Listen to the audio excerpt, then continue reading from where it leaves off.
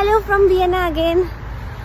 তো এত বৃষ্টি, টেম্পারেচার ড্রপ করেছে, তার জন্য আমি পুরো প্যাকিং বাক্স হয়ে গেছি, ঠান্ডায় আর পারিনি। তো এখন আমরা যাচ্ছি স্কনবার্ন প্যালেসে। যদি আপনি ভিয়েনা এসে যে কোনো একটাই প্যালেস দেখবো ভাবি, তাহলে কিন্তু এই প্যালেসটাতে আসতে হবে। এমনিতে অস্ট্রিয়াতে হাজার হাজার প্যালেস আছে, সব দেখতে গেলে এখানে বছরখানিক থাকতে হবে, উইচ ইজ নট পসিবল। তো আমরা এখন যাচ্ছি স্কনবার্ন প্যালেসে। স্কনবার্ন প্যালেসের টিকিট আমাদের আগে অনলাইনে কাটা আছে, এখানে এসেও আপনি চাইলে কাটতে পারেন। আগেন ভিয়েনা পাস যদি থাকে তাহলে কত নিল? This is expensive, 33 euro, 34 euros per head. Per head, okay, 34 euros per head. So let's see কেমন হয়। I'm gonna take you along with me. So bye. The entrance of Schonbrunn palace. যদি আপনার আগে থেকে টিকিট কাটা থাকে তাহলে আপনাকে লাইনে ওয়েট করতে হবে না। বাই দ্য ওয়ে, বৃষ্টি এড়ানোর জন্য আমরা কিন্তু ট্রাম বাসে আর আসিনি, এটা সিটি সেন্টার থেকে অনেকটা দূরে এসেছি মেট্রোতে।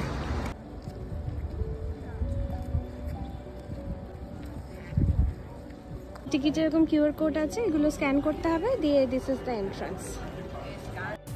এই প্যালেসটা কিন্তু বিশাল বড়, তাই হাতে টাইম নিয়ে যাওয়াই বেটার। এটা হলো প্যালেসের চ্যাপেল, যেটা দিয়ে আমরা স্টার্ট করলাম।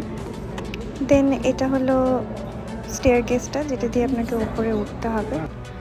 অ্যান্ড ফার্স্টেই আছে গার্ড রুম, যেখানে গার্ডরা থাকতেন, বসতেন। আর সামনে টিকিট কাউন্টার থেকে আপনাকে এরকম ছোট ছোট ওয়াকি টকির মতো দেবে।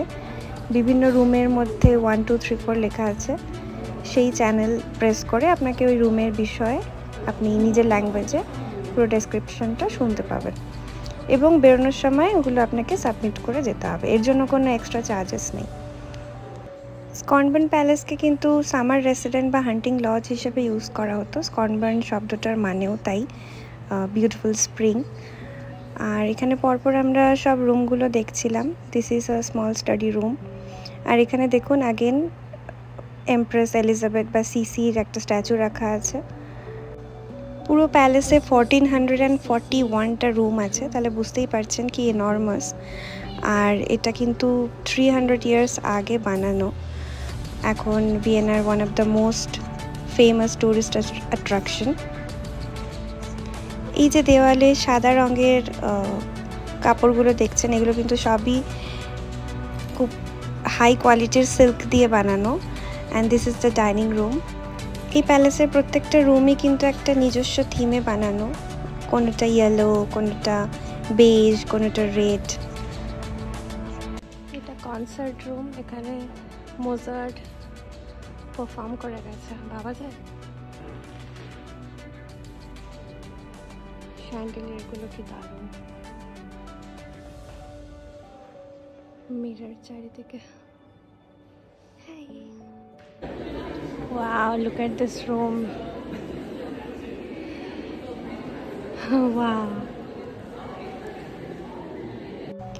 এই হলটা জাস্ট ব্রেথ টেকিং ছিল। এখানে কিন্তু আমাদের অনেক বলিউড মুভির শুটিং হয়েছে। হাজার হাজার ক্যান্ডেল, এখানেই থাকবো, যাবো না আমি আর। I am feeling like a queen. এই রুমটা আবার পুরোটাই hand painted by Chinese artist. এখানে আমরা দেয়ালে ব্ল্যাক সিল্কের ওপরে গোল্ড লিফের কাজ দেখতে পেলাম। প্রত্যেকটা রুমের আলাদা আলাদা নাম আছে, যেমন এই রুমটার নাম হলো দি পোর্সেলিন রুম। দেন এই রুমটা হলো প্যালেসের সব থেকে ভ্যালুয়েবল রুম। এই যে দেয়ালে কাজগুলো দেখছেন, এগুলো সব রোজউড দিয়ে বানানো, ক্যান ইউ বিলিভ দ্যাট? আর তার মধ্যে গোল্ড দিয়ে কাজ করা। নেক্সট আমরা দেখে নিলাম এম্পারার জোসেফের বেড চেম্বার। দেন নিচে ছিল এরকম একটা সুভিনিয়ার শপ, যেখানে ম্যাগনেট পাওয়া যাচ্ছিল। পুরো প্যালেসটা ঘুরে আমরা প্যালেসের গার্ডেনে এলাম। গার্ডেনটাও কিন্তু বিশাল বড়, এখানে প্রচুর ভিস্টেরিয়া হয়েছিল, যেটা স্মেল ছিল অসাধারণ। প্যালেস দেখে প্যালেসের বাইরে বিশাল বড় গার্ডেন, মনে হচ্ছে আমরা হারিয়েই গেছি, লোক নেই জন্যেই। কিন্তু যতটুকু আমি জানি আরও 1 কিলোমিটার হেঁটে গেলে ওখানে একটা পাম গার্ডেন আছে and I really want to see that. দেখি খুঁজে পাই কিনা। তো দেখা হবে পরের ভিডিওতে, বাই।